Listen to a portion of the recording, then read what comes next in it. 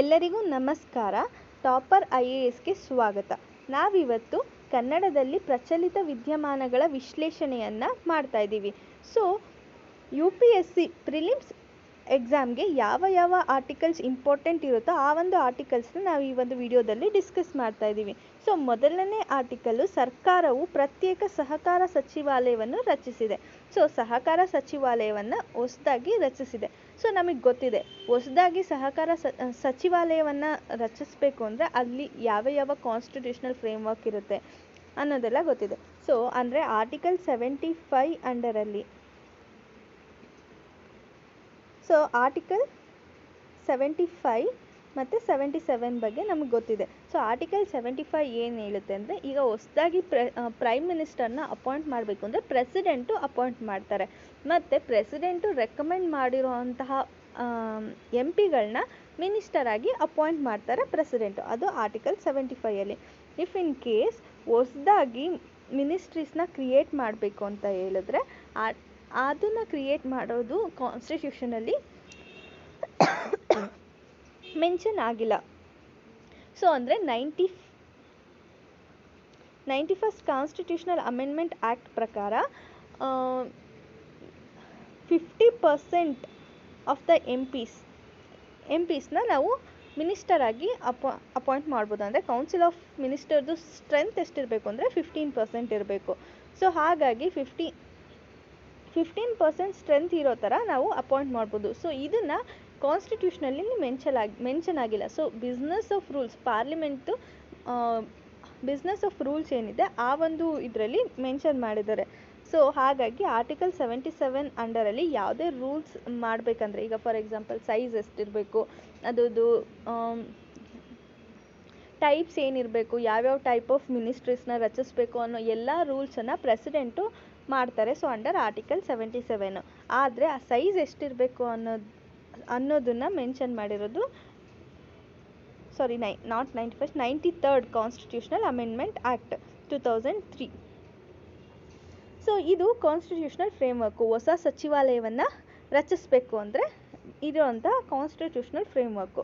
So ಈಗ ಸಹಕಾರ ಸಚಿವಾಲಯವನ್ನು ಹೊಸದಾಗಿ ತೊಗೊಂಡು ಬಂದಿದ್ದಾರೆ. ಸೊ ಇದನ್ನು ತಗೊಂಡು ಬಂದಿರೋ ಉದ್ದೇಶ ಏನು ಅಂದರೆ, ಪ್ರತ್ಯೇಕ ಆಡಳಿತಾತ್ಮಕ ಕಾನೂನು ಮತ್ತು ನೀತಿ ಚೌಕಟ್ಟನ್ನು ತಗೊಂಡು ಬರಬೇಕು ಅನ್ನೋ ಒಂದು ಉದ್ದೇಶ. ಏನಕ್ಕೋಸ್ಕರ? ಸಹಕಾರಿ ಚಳುವಳಿನ ಬಲಪಡಿಸೋದಕ್ಕೋಸ್ಕರ ಈ ಒಂದು ಸಚಿವಾಲಯವನ್ನು ತಗೊಂಡು ಬಂದಿದ್ದಾರೆ. ಸೊ ಈ ಒಂದು ಸಹಕಾರ ಚಳುವಳಿ ಏನಿದೆ ಅದು ಜನಾಧಾರಿತ ಆಂದೋಲನವನ್ನಾಗಿಸಬೇಕು ಅನ್ನೋ ಉದ್ದೇಶದಿಂದನೇ ಇದನ್ನು ತಗೊಂಡು ಬಂದಿರೋದು. ಸೊ ನಮ್ಮ ದೇಶದಲ್ಲಿ ಆಲ್ರೆಡಿ ಸಹಕಾರಿ ಆಧಾರಿತ ಆರ್ಥಿಕ ಅಭಿವೃದ್ಧಿ ಮಾದರಿನ ನಾವು ತುಂಬ ನೋಡ್ತಾ ಇದ್ದೀವಿ. ಈಗ ಕೋಆಪರೇಟಿವ್ ಸೊಸೈಟೀಸ್ನ ನಾವು ನೋಡ್ತಾ ಇದ್ದೀವಿ. ಸೊ ಇದನ್ನು ಜವಾಬ್ದಾರಿಯಿಂದ ಕೆಲಸ ಮಾಡ್ತಾರೆ. ಸೊ ಇದಕ್ಕೊಂದು ಎಕ್ಸಾಂಪಲ್ ಅಂದರೆ, ಈಗ ಸೆಲ್ಫ್ ಹೆಲ್ಪ್ ಗ್ರೂಪ್ ಏನು ವರ್ಕ್ ಮಾಡುತ್ತಲ್ವ, ಸೊ ನಮಗೆ ಗೊತ್ತಿದೆ ಸೆಲ್ಫ್ ಹೆಲ್ಪ್ ಗ್ರೂಪ್ ಅಂದರೆ, ಸೊ ಈಗ ಆ ವಿಲೇಜಸಲ್ಲೆಲ್ಲ ಕೊಲಾಟ್ರಲ್ ಇಲ್ಲ ಅಂದರೆ ಅವ್ರಿಗೆ ಸಾಲ ತೊಗೊಳೋದಕ್ಕೆ ತುಂಬ ಕಷ್ಟ ಆಗುತ್ತೆ. ಸೊ ಆವಾಗ ಅವರು ಒಂದು 10 to 20 ಮೆಂಬರ್ಸ್ ಏನು ಮಾಡ್ತಾರೆ, ಸೇರಿ ಒಂದು ಗ್ರೂಪ್ ಮಾಡ್ಕೊಳ್ತಾರೆ. ಆ ಗ್ರೂಪ್ ಮೆಂಬರ್ಸ್ ಎಲ್ಲ ಹೋಗಿ ಬ್ಯಾಂಕಲ್ಲಿ ಸಾಲ ತೊಗೊಂಡು ಬರ್ತಾರೆ. ಸೊ ಈ ರೀತಿ ಆ ಒಂದು ಸಾಲನ ತೀರಿಸೋದಕ್ಕೆ ಎಲ್ಲರೂ ಕೂಡ ರೆಸ್ಪಾನ್ಸ್ ಆಗಬೇಕಿರ್ತಾರೆ. ಇಫ್ ಇನ್ ಕೇಸ್ ಯಾರಾದರೂ ಒಬ್ಬರು ಸಾಲ ತೀರಿಸಿಲ್ಲ ಅಂದರೆ ಅವೆಲ್ಲ ಗ್ರೂಪವರು ಸೇರಿ ಸಾಲ ತೀರಿಸಬೇಕಾಗುತ್ತೆ. ಈ ರೀತಿ ಸೆಲ್ಫ್ ಹೆಲ್ಪ್ ಗ್ರೂಪ್ ವರ್ಕ್ ಆಗುತ್ತೆ. ಇದೇ ಥರ ಕೋಆಪರೇಟಿವ್ ಸೊಸೈಟೀಸು ಕೂಡ ಲಾರ್ಜ್ ಸ್ಕೇಲಲ್ಲಿ ವರ್ಕ್ ಆಗುತ್ತೆ. ಸೊ ಹಾಗಾಗಿ ಈ ಒಂದು ಕೋಆಪರೇಟಿವ್ ಸೊಸೈಟೀಸ್ ತುಂಬ ಇಂಪಾರ್ಟೆಂಟ್ ಆಗಿರೋದ್ರಿಂದ ಈ ಒಂದು ಮಿನಿಸ್ಟ್ರಿನ ತೊಗೊಂಡು ಬಂದಿದ್ದಾರೆ.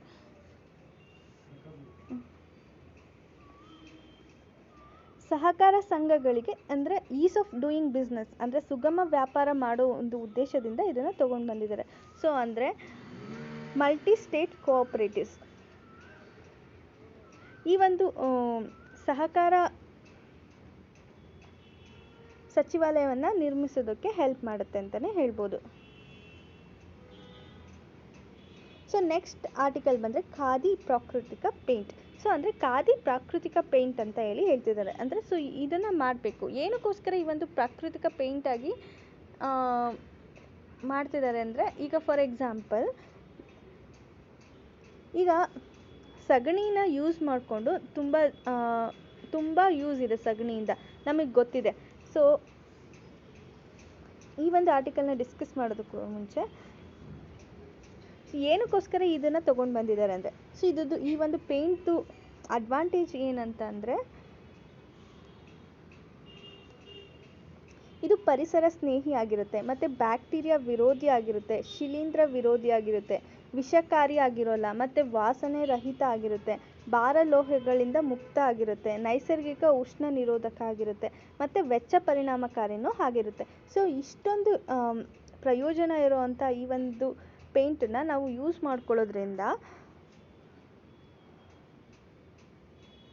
ರೈತರ ಆದಾಯನ ಕೂಡ ಹೆಚ್ಚಿಸ್ಬೋದು, ತಂತ್ರಜ್ಞಾನ ವರ್ಗಾವಣೆ ಮಾಡೋದ್ರ ಮೂಲಕ ಸುಸ್ಥಿರ ಜೀವನೋಪಾಯವನ್ನು ಕೂಡ ಸೃಷ್ಟಿಸ್ಬೋದು, ಸಾಮಾನ್ಯ ಜನರಿಗೆ ಸಮಂಜಸವಾದ ಬೆಲೆಯಲ್ಲಿ ಉತ್ತಮ ಗುಣಮಟ್ಟದ ಬಣ್ಣನ ಕೂಡ ಒದಗಿಸ್ಬೋದು. ಸೊ ಇಷ್ಟೊಂದು ಅಡ್ವಾಂಟೇಜ್ ಇರೋದ್ರಿಂದ ಈ ಒಂದು ಪೇಂಟನ್ನು ತಯಾರು ಮಾಡೋದಕ್ಕೆ khadi and village industries commission ಏನಿದೆ ಅದು ಮುಂದೆ ಬಂದಿದೆ.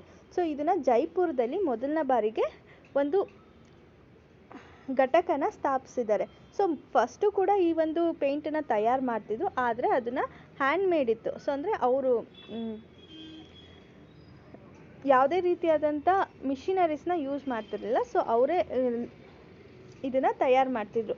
ಸೊ ಈಗ ಭಾರತದಲ್ಲಿ ಮೊದಲ ಬಾರಿಗೆ ಒಂದು ಪ್ರಾಕೃತಿಕ ಪೇಂಟ್ನ ಸ್ವಯಂಚಾಲಿತ ಉತ್ಪಾದನಾ ಘಟಕವನ್ನು ಜೈಪುರದಲ್ಲಿ ಈ ಒಂದು ಖಾದಿ ಮತ್ತು ವಿಲೇಜ್ ಇಂಡಸ್ಟ್ರೀಸ್ ಏನಿದೆ, ಸೊ ಅಂದರೆ ಖಾದಿ ಮತ್ತು ಗ್ರಾಮೋದ್ಯೋಗ ಆಯೋಗ ಇದನ್ನು ಸ್ಥಾಪನೆ ಮಾಡಿದೆ.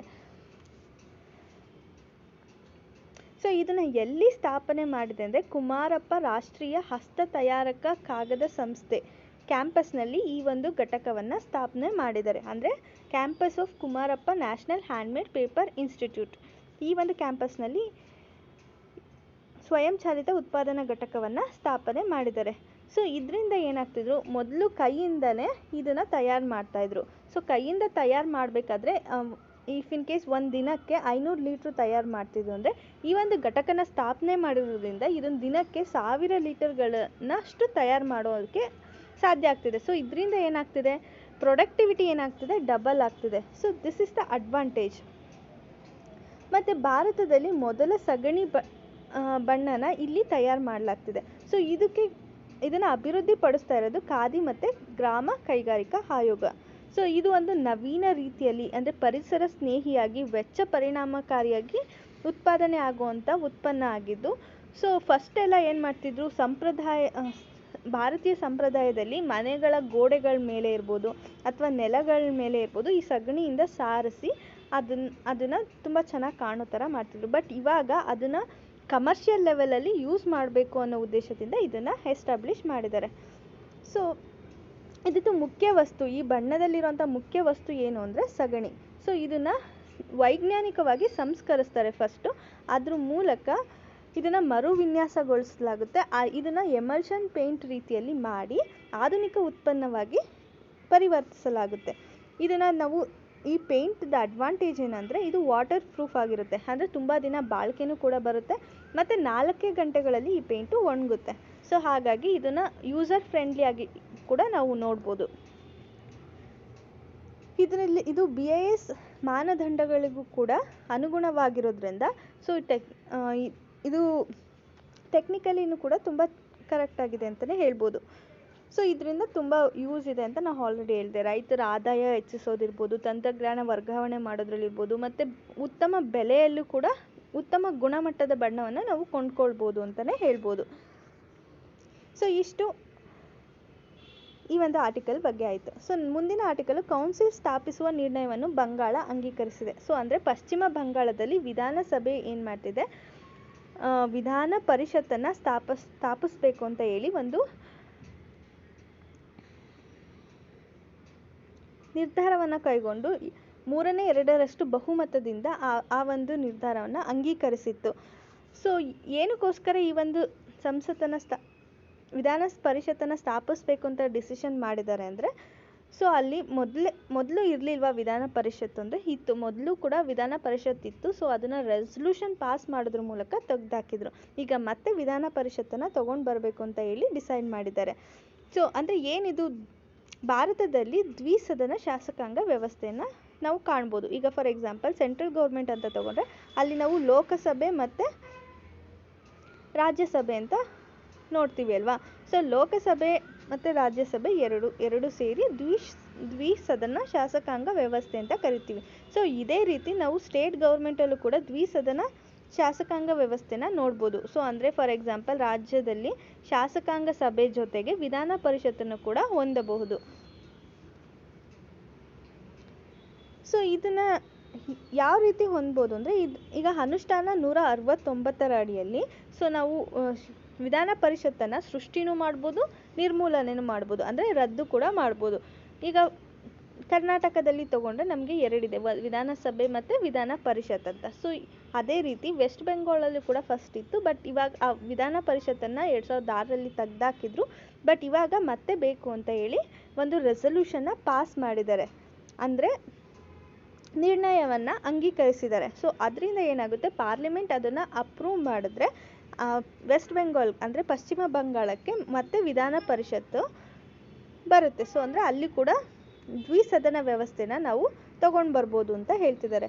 ಸೊ ಈ ಒಂದು ವಿಧಾನ ಪರಿಷತ್ತನ್ನು ರದ್ದುಗೊಳಿಸೋದು ಅಥವಾ ಮತ್ತೆ ರಚಿಸೋ ಅಂಥದ್ದು ಸ್ಟೇಟ್ ಗೌರ್ಮೆಂಟ್ ರಚಿಸಬೇಕು ಅಂತ ಅಂದರೆ ಸ್ಟೇಟ್ ಗೌರ್ಮೆಂಟ್ ಏನು ಮಾಡಬೇಕು, ಒಂದು ನಿರ್ಣಯವನ್ನು ಕೈಗೊಂಡು ಅದನ್ನು ವಿಶೇಷ ಬಹುಮತದಿಂದ ವೋಟ್ ಮಾಡಿ ಅದನ್ನು ಪಾಸ್ ಮಾಡಬೇಕು. ಸೊ ಆಮೇಲೆ ಪಾರ್ಲಿಮೆಂಟು ಅದು ಸಿಂಪಲ್ ಮೆಜಾರಿಟಿಯಿಂದ ಅದನ್ನು ಪಾಸ್ ಮಾಡಿದ್ರೆ ಅಲ್ಲಿ ಅವರು ಹೊಸದಾಗಿ ವಿಧಾನ ಪರಿಷತ್ತನ್ನು ಕ್ರಿಯೇಟು ಮಾಡ್ಬೋದು ಅಥವಾ ಇರೋ ಅಂಥ ವಿಧಾನ ಪರಿಷತ್ತನ್ನು ತೆಗೆದು ಕೂಡ ಹಾಕ್ಬೋದು. ಸೊ ಅಂದರೆ ರದ್ದುಗೊಳಿಸ್ಬೋದು ಅಂತಲೇ ಹೇಳ್ಬೋದು. ಹಾಗಾದರೆ ವಿಶೇಷ ಬಹುಮತ ಅಂದರೆ ಏನು? ಸೊ ವಿಶೇಷ ಬಹುಮತ ಅಂದರೆ ಈಗ ಅದನ್ನು ಎರಡು ರೀತಿ ಕನ್ಸಿಡರ್ ಮಾಡ್ತೀವಿ. ವಿಧಾನಸಭೆಯಲ್ಲಿ ಒಟ್ಟು ಸದಸ್ಯರು ಎಷ್ಟಿರ್ತಾರೆ ಅದರದ್ದು ಮೆಜಾರಿಟಿನ ಕನ್ಸಿಡರ್ ಮಾಡ್ತೀವಿ. ಅಂದರೆ ವಿಧಾನಸಭೆಯ ಒಟ್ಟು ಸದಸ್ಯತ್ವದ ಬಹುಪಾಲು ಅಂದರೆ ಟೋಟಲ್ ಮೆಂಬರ್ಶಿಪ್ಪಲ್ಲಿರೋಂಥ ಮೆಜಾರಿಟಿ. ಈಗ 200 ಮೆಂಬರ್ಸ್ ಇರ್ತಾರೆ ಅಂದರೆ ಬಹುಮತ ಅಂತ ಕನ್ಸಿಡರ್ ಮಾಡಿದ್ರೆ 100+1. ಸೊ ಅಂದರೆ ಇದ್ರದ್ದು 50% +1 ನಾವು ಬಹುಮತ ಅಂತ ಕನ್ಸಿಡರ್ ಮಾಡ್ತೀವಿ. ಅದೇ ವಿಧಾನಸಭೆಯ 2/3 ಸದಸ್ಯರಿಗಿಂತ ಕಡಿಮೆ ಇಲ್ಲದ ಬಹುಮತ ಅಂದರೆ majority of not less than 2/3. So ಅಂದರೆ ಫಾರ್ ಎಕ್ಸಾಂಪಲ್ 2/3 ಆಫ್ 200 ಇದನ್ನು ನಾವು ಅಂದರೆ ಎಷ್ಟು ಜನ ಪ್ರೆಸೆಂಟ್ ಇದ್ದಾರೆ, ಎಷ್ಟು ಜನ ವೋಟ್ ಮಾಡ್ತಿದ್ದಾರೆ ಅನ್ನೋದನ್ನು ಕನ್ಸಿಡರ್ ಮಾಡಿ ಈಗ ಫಾರ್ ಎಕ್ಸಾಂಪಲ್ 200ಅಲ್ಲಿ 150 ಮೆಂಬರ್ಸು ಪ್ರೆಸೆಂಟ್ ಇದ್ದಾರೆ, ಅವರು ವೋಟ್ ಮಾಡ್ತಿದ್ದಾರೆ ಅಂದಾಗ ಇದ್ರದ್ದು 2/3 ಮೆಜಾರಿಟಿನ ಕನ್ಸಿಡರ್ ಮಾಡ್ತೀವಿ. ಸೊ ಇದು ಸ್ಪೆಷಲ್ ಮೆಜಾರಿಟಿ ಅಂತಲೇ ಹೇಳ್ಬೋದು. So that's all for today. Thank you. If you have any doubts you can ask in the comment section. ನಿಮಗೆ ಈ ಒಂದು PDF ಬೇಕು ಅಂದರೆ ಟಾಪರ್ IAS ಆ್ಯಪನ್ನು ಡೌನ್ಲೋಡ್ ಮಾಡ್ಕೊಳ್ಬೋದು. ನಿಮಗೆ ಈ ಒಂದು ವಿಡಿಯೋ ಇಷ್ಟ ಆಗಿದ್ರೆ ಲೈಕ್ ಮಾಡಿ, ಶೇರ್ ಮಾಡಿ ಹಾಗೂ ಕಮೆಂಟ್ ಮಾಡಿ ಹಾಗೂ ಅಲ್ಲಿರೋಂಥ ಬೆಲ್ ಐಕನನ್ನು ಒತ್ತಿ. Thank you all.